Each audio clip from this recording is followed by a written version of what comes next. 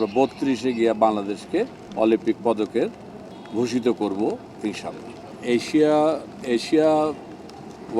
এশিয়ার প্রেসিডেন্ট হিসেবে আমার এখন চলছে বোধহয় 8 মাসের মতো, আর বাংলাদেশ আর্চারি ফেডারেশনের প্রেসিডেন্ট হিসেবে মাত্র 8 দিন আজকে।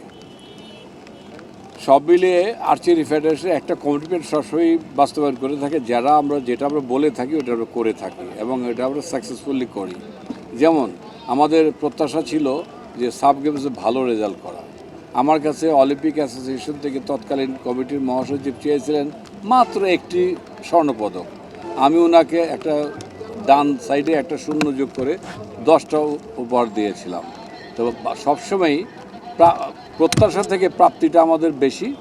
ইনশাল্লাহ আমরা প্রতিশ্রুতিবদ্ধ যে বাংলাদেশকে যদি অলিম্পিকে পদক দিতে হয়, হয়তো আমরা 28-এ পারবো না, আমরা 32-এ ইনশাল্লাহ আমাদের যে তরুণরা আছে, আমাদের যুবরা আছে যারা এখন খেলছে আজকে, তারা ইনশাল্লাহ আমরা 32-এ গিয়ে বাংলাদেশকে অলিম্পিক পদকের ভূষিত করব ইনশাল্লাহ। অলরেডি আমরা গ্রিন সিগন্যাল পেয়েছি মাননীয় ক্রীড়া প্রতিমন্ত্রী মহোদয়ের কাছ থেকে।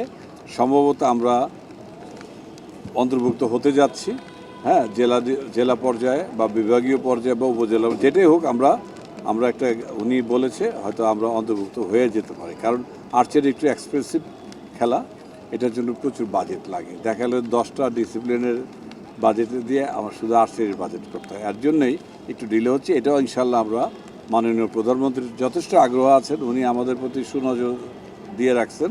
উনি সব জায়গায় বলেন যে আমরা যদি পৃষ্ঠপোষকতা করি, সরকার যদি পৃষ্ঠপোষকতা আর্চারিকে প্রাধান্য দিয়ে করবে। এর জন্য আমরা গর্বিত এবং আনন্দিত, আমরা খুব গর্ববোধ করছি।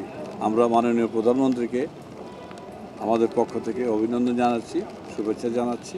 আমরা ওনার দীর্ঘায়ু কামনা করি, যাতে আমাদের আর্চারি ওনার মাধ্যমে ওনার ক্ষমতা আসীন থাকা অবস্থায় ওনাকে আমরা স্বর্ণ পদক দিয়ে ভূষিত করতে পারি।